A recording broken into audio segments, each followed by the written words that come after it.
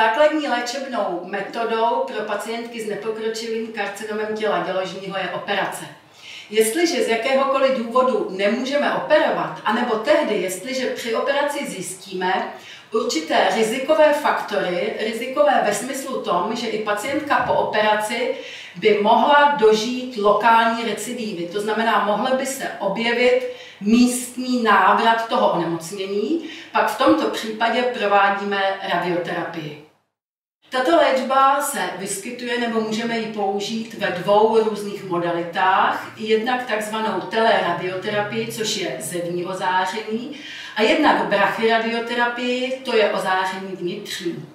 Obě tyto modality podle pacientky stádia jejího onemocnění můžeme používat současně, anebo použijeme každou modalitu léčebnou zvlášť.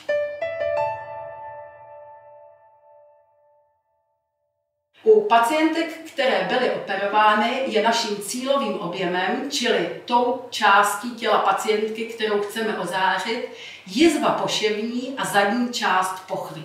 Je to proto, že právě tato oblast je velmi riziková ve smyslu pozdějšího návratu onemocnění, čili recidivy. Tak tady vidíme sadu vaginálních, čili poševních válců, které používáme u odoperovaných pacientek při nepokročilém karcinomu těloděložního. Je to sada o různém průměru. Na monitoru C-ramena, to je rentgenový přístroj, si ukážeme, jak vypadá předozadní a boční snímek u pacientky s tímto zavedeným válcem.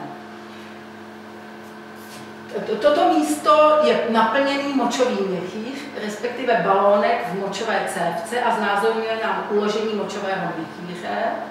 Toto je rektální marker, neboli trubička uložená v konečníku a v prostředku je vlastní léčebný válec.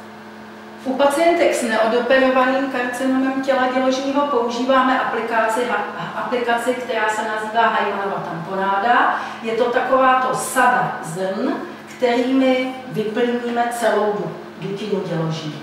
Variantou této aplikace je potom Y, tady vidíme ten aplikátor. Zde je ozařovací plán naší pacientky, u které jsme prováděli aplikaci Y. Na obrázku z odborné literatury vidíme zavedení Hymanovy tamponády, neboli rozmístění jednotlivých zrn v celé dutině děložní.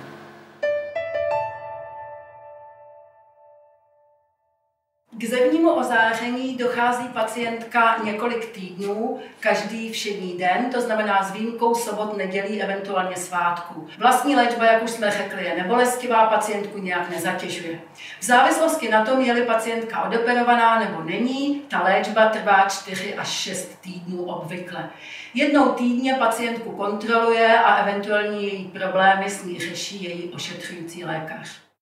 Provádíme-li brachyradioterapii u odoperovaných pacientek, čili používáme vaginální válec, pak léčbu provádíme 2 až 4krát, jestliže je v kombinaci se zevním ozářením, obvykle tak, že provádíme 1 aplikaci týdně. Ostatní dny týdne chodí pacientka na ozáření zevní. Jestliže ozařujeme podélným vaginálním válcem samostatně, pak se dle různých pracovišť provádí 4 až 6 aplikací a celá léčba trvá 2 až 3 týdny. Léčíme-li pacientku Hymanovou tamponádou anebo Y, pak počet jednotlivých aplikací je 1 až 4, podle toho, zda pacientku léčíme pouze brachyradioterapii anebo v kombinaci se zevním ozářením.